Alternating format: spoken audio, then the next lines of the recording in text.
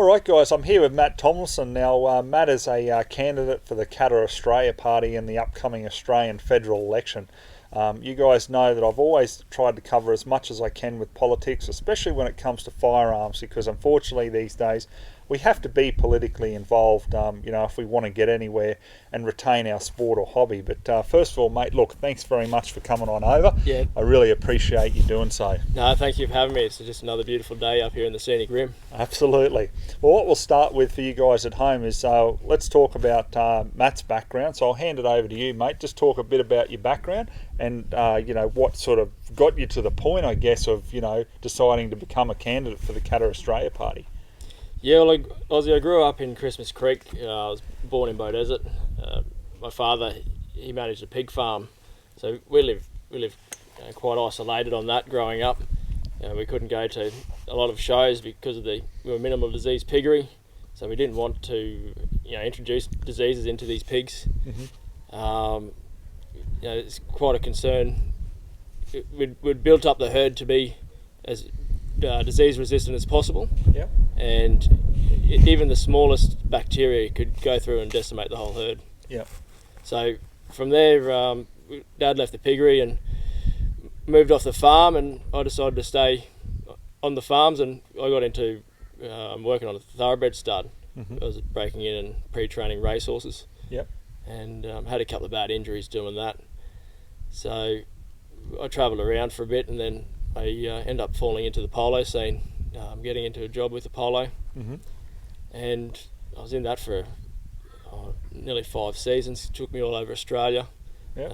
Got to do a bit of hunting here and there. It was one of those great jobs, but unfortunately we had 2 bad years in a row with the equine influenza, and then the global financial crisis happened, and there was just no money left in it. So I travelled overseas for a bit and went to Germany and Canada. I didn't get to do any hunting over there, unfortunately, but I did a bit of fishing. Yep. And when I got back, that's when I applied for my firearms licence, and I've been shooting ever since. Yeah. Yep. So I'm on a cattle property now. We've got 3,500 acres there that I work on. Mm-hmm. And decided to get into politics. I was just really frustrated with what was happening in the general scene of politics in Australia, and I thought, if I don't do it now, Australia might not be here in 10 years. The Australia that we love and as we know it. So I thought I'll put my hand up and give it a go. Yep. And what led you towards Katter's Party? Just that association with the bush and rural, or? Yeah, from the start, that was always a draw card for me, looking after Australian farmers. We don't have a future without Australian farmers. No one can eat food without a farm, and we don't want to be importing it all because we've got the best food in the world. So why would we import it from somewhere else? Absolutely, mate. I agree. It's just madness the way that it's heading with all these free markets and free trade agreements. It's not looking after the Australians first. No, that's right. And there's a lot more to it than just the firearms scene when it comes to the bush. There's a lot of concerns there with, I know there with even, mutual family friends of ours, like deregulation of the dairy industry. For example, like there's a lot of problems, and most of the people who are in the city who, understandably don't have any idea about it because they don't have any contact with the bush as such. But there's a lot of people in the city too. If the issue was raised with them, they'd be pretty concerned about it too. Yeah, that's right. So So I suppose heading on to the firearms side of it, mate. What's your passion with hunting? What do you like going after, and what do you like shooting? Well, dogs are one of my favourite. I always loved predator hunting, and pigs as well. Yep. Anything that causes a big impact in destroying the Australian bush and Australian animals, I'm very passionate about. And as far as I'm concerned, any hunt soon turns into a cat hunt if a cat pops its head up. Yeah, very much so. It's funny, because we've seen a couple around here, like on the trail cam. That we have, like we have a couple around the property and that, and we always see a cat pop its head up now and then. And they're very elusive, and I can understand where you're coming from there. So how's the support been, mate, with Katter Party? Did you just basically out of the blue get in touch with them and say, hey, I want to be a candidate, or how did it work, and what was the sort of support you've received from them? Well, actually, I had no intention to start with to be a candidate. I just wanted to start a branch of the Katter Party down here in the southeast. because I love their values, and I thought, well, we could try and get someone else to run for the state election in 2020. And I had a meeting with some of the party members, and they said, well, we've got a federal election in 6 months, let's get someone for that. Yep.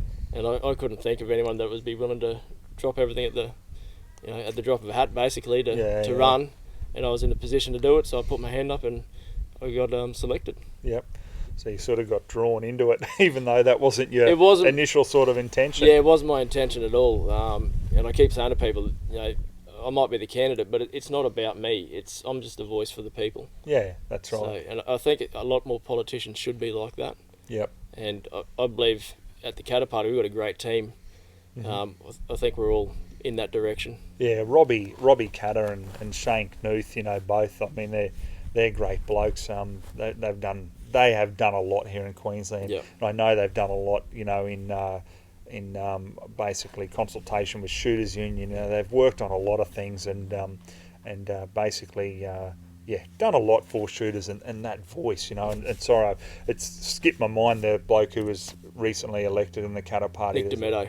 That's him. Yeah. And I mean, he's a feral pest controller himself and stuff. So he's pro into it. Yeah, so he understands the whole importance of it.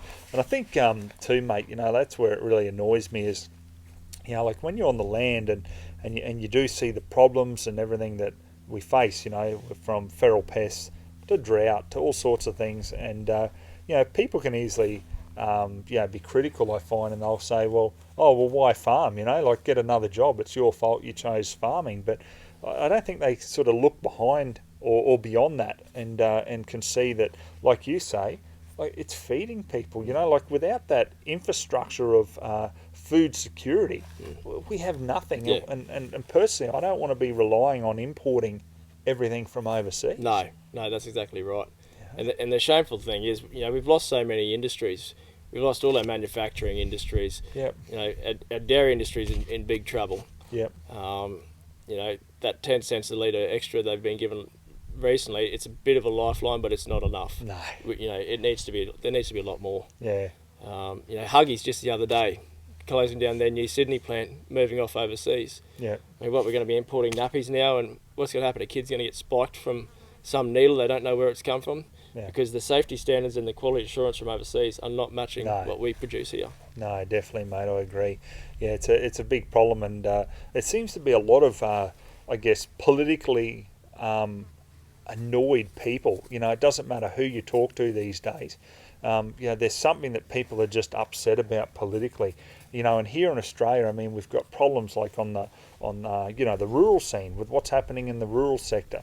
We've got problems with, like the firearms scene. We've got, people who are pretty uneducated trying to make decisions on firearms. Yeah, exactly. That sort of thing. So I guess that sort of leads me on to my next question, mate. What's your personal beliefs on firearms, the general firearm laws here in Australia and where everything sits at present? Well, at the end of the day, I think a lot of them are hypocritical. Yeah. We've got appearance laws. Yeah. Yeah. I won't even get started on that. It's like racism for guns. Yeah, that's exactly right. Yep. They all do exactly the same thing. Handguns. People think if they pick up a handgun, they're suddenly going to become John Wicks. Yeah. It doesn't work like that. Yeah.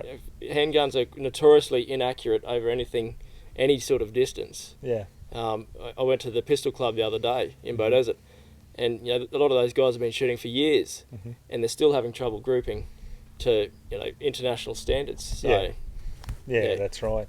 Yeah, what's your thoughts on this?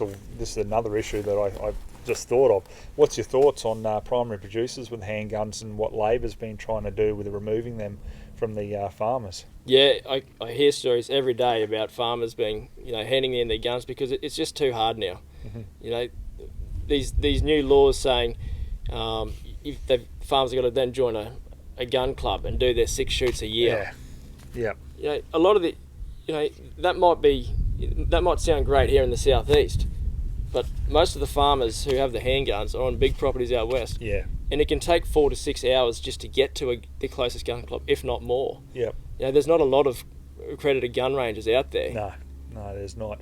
One of the things that really annoyed me for all the years doing the feral pest control, going out to a lot of the remote properties, was here in Queensland, the law under the weapons regulation there talks about how you can wear a handgun, right? So the problem that I had was, as a feral pest controller, it had to be concealed. That's what it says. But as a primary producer, it doesn't. So I could go out to a property, and I'm talking, 150,000 acre properties that, I was working on. Substantial size, yep. Yeah, big size properties.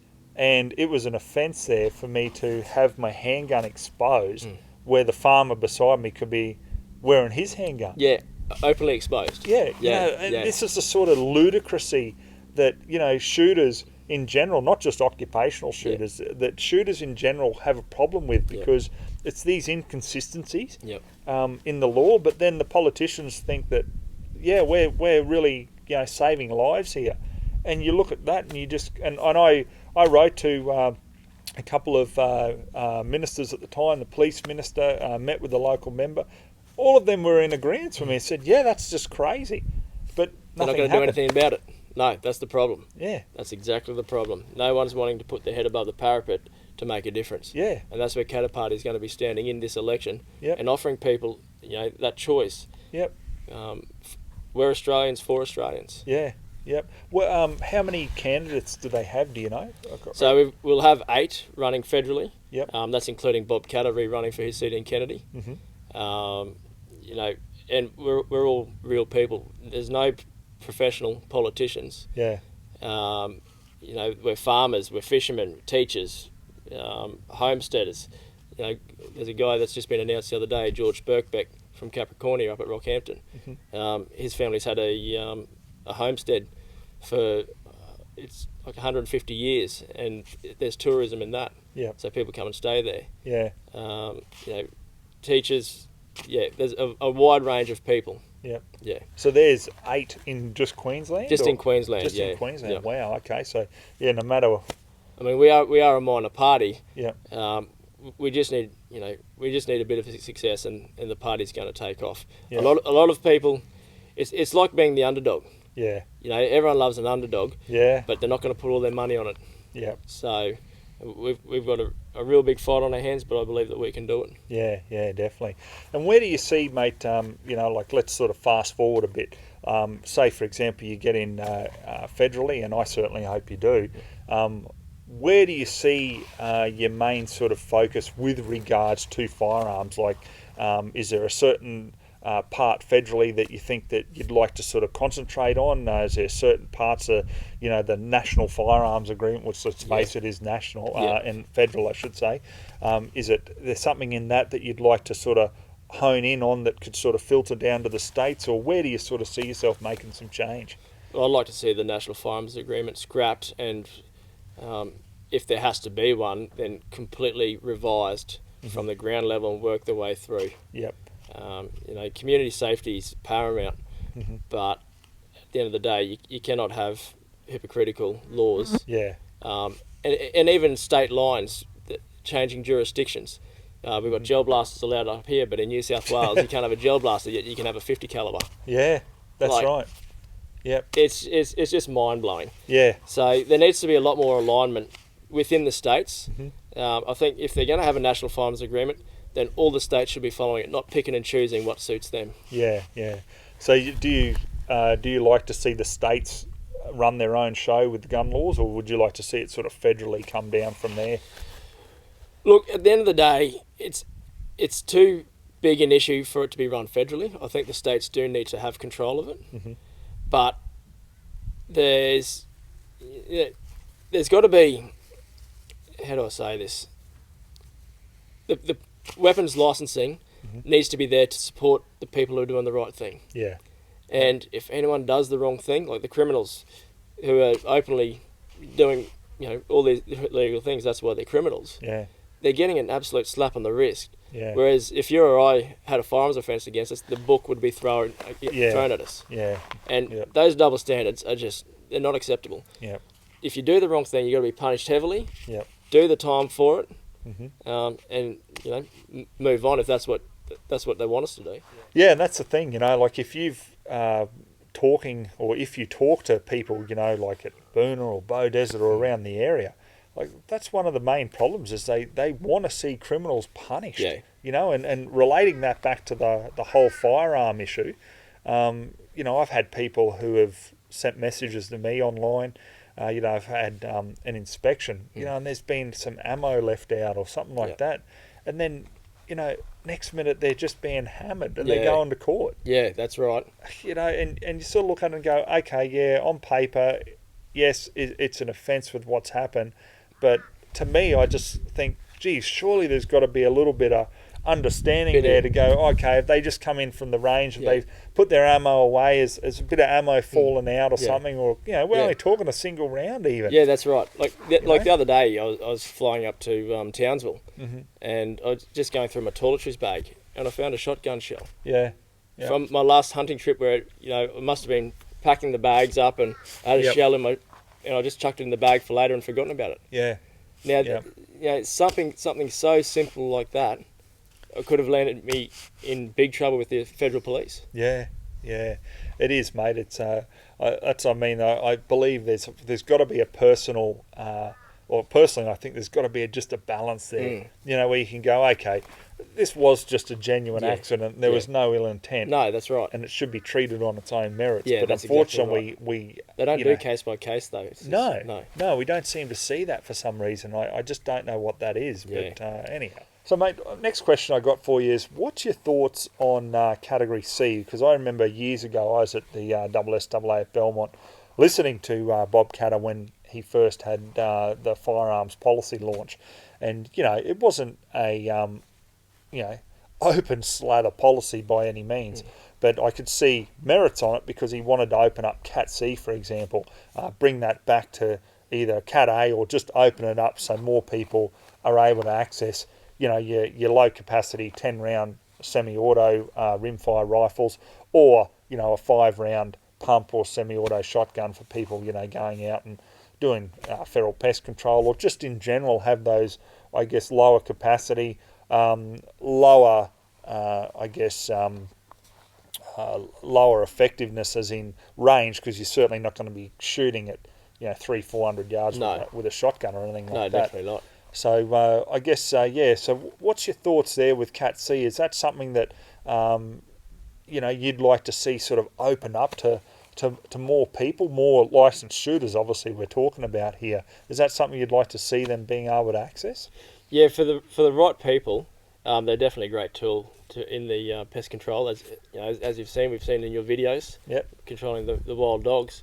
You know, those quick follow-up shots are essential. Yeah. Not only for speed, but for humanely controlling these pests. Yep. We've got a 5 round magazine isn't enough sometimes when you've got a mob of pigs or a pack of dogs. Yeah.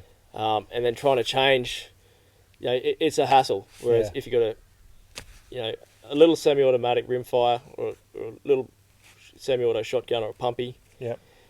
Those quick follow-up shots, they're done, game over. Yeah. And no one can dispute the marked rise since 1997 in the amount of feral animals that are getting around the Australian bush since the farmers have had, you know, their higher capacity weapons taken off them. Yeah, yeah. You know, we're losing over $700 million annually to lost production in our agricultural section to these pests. Yeah. And not every farmer, you know, farmers are getting slugged with all sorts of fees, power bills, water licensing costs, the day-to-day production. You know, they don't have the money to. A lot of them don't have the money to go and hire a professional pest controller. That's true. So they leave it up to a recreational pest controller to do it. Yep. Yep. So I think it's essential for the right people doing the job to be able to have the tools necessary to do it. Yeah, definitely. I mean, I could definitely see that, and I mean, I know it. I mean, I've said to people before, look, it if successful, it would do me out of business because, you know, at the time I'm out there doing a lot of feral pest control. But I understand there's a lot of farmers there that they can't afford to pay it. I mean, some of the bigger stations, absolutely they can. Yep. You know, and that's where you'll see even aerial feral pest controllers go in and you know, and do a massive cull there for a week or two. Yeah. But you know, you've still got and I've said it before, we've got literally an army of licensed shooters willing to do this for free, for absolute free. Yep. I guess so. That brings me to my next question, mate. What do you reckon about the local? I mean, I know you're looking at federal, but local state government now knocking back the hunting on public land. How they can do that, how they can justify that is just beyond me. That's one of the things that I'm actually pushing for. I said it on my launch in Boat Desert when Robbie Catter rode into town with me. I think we should be changing our Crown lands back into a more North American style model of public lands. Unlock them, let people get out there and utilise them, enjoy the beauty. Let people, travel out to these places and spend their tourism dollars in these communities that are surrounding these areas. I mean, it's a win-win. We're controlling pests that are on these lands that are breeding out of control. There's a national park down the road from our property where we have a triple threat approach to dogs. We'll shoot, we'll trap, and we'll bait. We'll get 60 baits twice a year. They'll get 6. So, the green ideology behind the management of national parks is just absolutely unsustainable. The fact that farmers can't even cut down trees along the boundaries of national parks to protect their properties from wildfires, as we've seen up north. They just, a wildfire does not discriminate. It doesn't go, I started in a national park, so I'm going to stay in a national park, and neither do pests. That they do what they naturally do. That's what I find frustrating is there'll be that limit, like with the access with, like, say for example Cat C firearms, for different property to different property, but those properties can all be in the same council shire, for example, and it's not as if a feral pest goes, okay, no, they've got category C there, I won't go there, I'll go here. They just go about their business as they normally do. So it's very frustrating, isn't it? I mean, there's just so many levels of red tape. And I think that is the thing that frustrates people the most. And when I was going out and doing a lot of the shooting on the different properties, most of the farmers, like you say, they really just didn't have the time to be able to go out and do a lot of the feral pest control, and that's when they'd open it up to like Farmer Assist, that SSAA are doing. Great initiative. Like things that they're doing, they're allowing people to go on and do that voluntary control. So I'd like to see, personally, I'd like to see that continue on, but also have people who are doing obviously voluntary pest control open it up. Let them have the same tools that a farmer can do, a farmer can have access to do the same job. That's exactly right. I just don't see the point, because I find it very frustrating, when I can have, for example, a collector's license. I got the primary production one as well, but if you can have a collector's license here in Queensland and have those firearms anyway, but then you're still not trusted by the government to be able to go out and use them to control feral pests on other people's properties. If you're doing it voluntary, obviously. I just find it so frustrating, mate. Well, again, going back to the Pistol Club, when I was there the other night, I was talking to them about their, a few of them hunted and things like that. And they said, we can't even take our handguns with us as a backup when we're hunting in a close bush situation. A few of them use a 357. Great gun for close action when things get a bit hot. You got a mob of pigs around you. Your rifle jams. Or your dog's in trouble. You're out mustering and your dog gets in a bit of trouble. But they can't do that. They're only restricted to firing it on their club grounds. I'll tell you an interesting story on that one. With the feral pest control, obviously having Cat C and D. So I had a Ruger 1022 under the Cat C part for the licence. So I had actually approached weapons licensing at the time and said, look, because I've got category D licence, can I use a 25 round magazine, in my Cat C Ruger 1022? No, it was like the world was going to change if that happened. The devil come down to Georgia for it. Pretty much, yep. And no, you can't do that. It'll convert it to Cat D, and you'll be in legal possession of it. And it was just, it was almost like I was going to go out and commit a robbery. Yeah. That's how the overreaction I felt personally. Yep. So, on the other hand of it, I was because I got Cat H for occupational. I then was able to go and get a Ruger Charger, which was just the cut down 1022. Yep. And because it's occupational, there's no mag limits. Yep. And a 25 round magazine. And they said, no, that's all good. No problem. No problem. Yeah. And I was just like, Yeah. like, do you realise what you're saying here? Exactly. And that's the biggest issue, especially around firearm laws. Yeah. There's just, there's so many grey areas, and it's crazy. Yeah. It needs to be re-looked at, not listening to the gun grabbers, because at the end of the day, they don't want sporting shooters like us. Yeah. They're terrified that we're going to have fun doing it. Yeah. When we're in a society where less and less people are getting outdoors, we've got an obesity epidemic. Yep. And they want to stop people from getting outdoors, getting in the fresh air, Yeah. travelling around, spending tourism dollars. Yeah. I just don't get it. All because of an inanimate object. Yeah. Yeah, it's crazy. I mean, when we were doing the promotion on Aussie Reviews about the whole public land hunting and everything, I mean, we can't take credit for it. It was definitely Daniel Boniface who was behind it. But we obviously promoted as much as we could to try to get the message out there. But, like I had quoted the different revenue money figures that had come in, for both Victoria and New South Wales. Mate, it was phenomenal. We're talking phenomenal amounts of money. We're not talking a couple of million. We're talking $200, $300, $400 million. Phenomenal money. And some of those towns that have been hit hard that used to be for example big with sheep, the wool industry or something like that, and they're in a down now. A lot of people are unemployed. That's potentially, to me anyway, that's potentially a whole heap of jobs there for obviously that community, just by bringing in something as simple as having hunting on public land. Yeah, that's exactly right. And that goes as I was saying about the hunting, wanting to change the Crown land back to public land. Yeah. The North American model, they've got the Pittman-Robertson Act. Mm-hmm. So a percentage of all the sales, ammunition, firearms, bows, fishing rods, tackle, backpacks, boots, goes into the Pittman-Robertson Fund, which then funds the management of those lands. Yep. And then from what's left, you can also buy further conservation lands. Yep. So it's actually better for the animals to do that. Yeah. Our native animals that we're all trying to look after. Yep. We don't want to see. No one wants to be going out shooting koalas. Yeah. That's not the point. We love seeing them. Yeah. If I go out hunting and I only see native animals, that's a win for me. Yeah.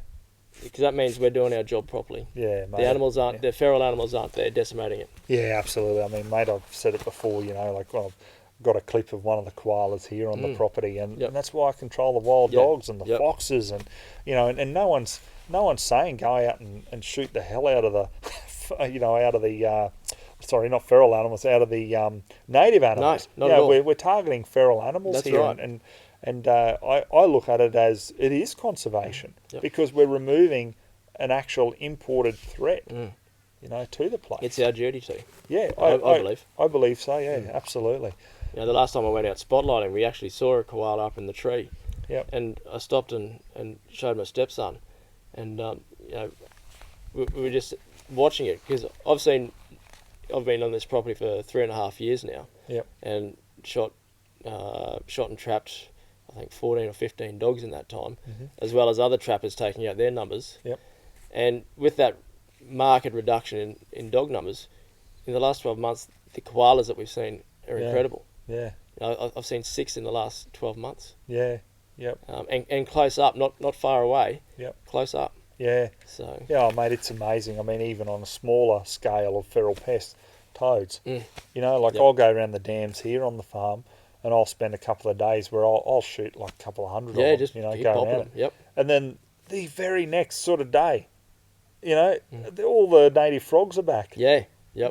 They just move straight in. And it's that quick that Mother Nature goes, yep, okay, we're getting back into balance here. Yeah, that's exactly right. And it's a good feeling, you come inside and go, yeah, okay, I know there's millions of cane toads, and I personally can never eradicate them all.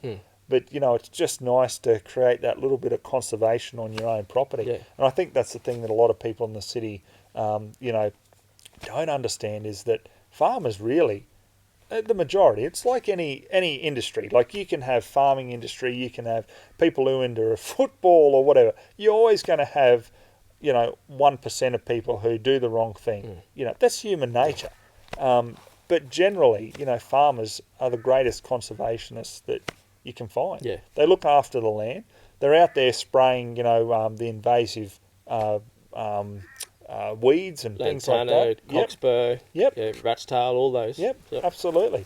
You know, trying to bring it back to where it should be. So I just don't understand fully where we get a lot of the political people who sit in these offices in different cities, and they seem to not want to do any research or even look past their window. Yeah, that Canberra bubble, you know, that famous Canberra bubble, it must be pretty thick, because not much real good information gets through it, apparently. Yeah. So, and you know, the way I look at it, you know, with firearms, is if a builder's gonna, you know, if someone wants to put a picture on the wall, a builder's gonna get a hammer and put a nail in the wall for the picture to hang on. Mm-hmm. But if he's gonna build the wall, he's gonna need an air gun to do it, and a nail gun to do it. Yep. So, you know, gone are the days of manually having to do everything. Yeah. They're over. Yeah. So why are farmers having to be lumped with it? Yeah, that's right. I've always said, you know, to me personally, I mean, I'm very pro firearm. Everyone knows that. I mean, that's definitely no secret. But to me, limiting people to not having access to technological changes with different firearms is like saying to a builder, well, no, you just go and use a hammer to build that house. Yeah, that's exactly right. That's how I see it. That's exactly how it is. You know, personally. So, I guess on a more of a comical note, mate, if you get elected this May, are you going to wear your hat to Canberra? Absolutely. I've been wearing a hat since I was about 3 or 4 years old, so it's not going to be changing. And he does have hair, guys. I saw him with his hat off before. He's got hair. Well, mate, look, I really appreciate your time, and can't thank you enough for coming up to the Aussie Reviews Ranch and having a chat to us. And the other thing that I'll even offer too, mate, is, and this goes out to everybody who's watching it as well, I'm more than happy to help you out on election day if I can, hand out how to vote cards or whatever. I've done that previously, you know, for the Katter Party. More than happy to do it again.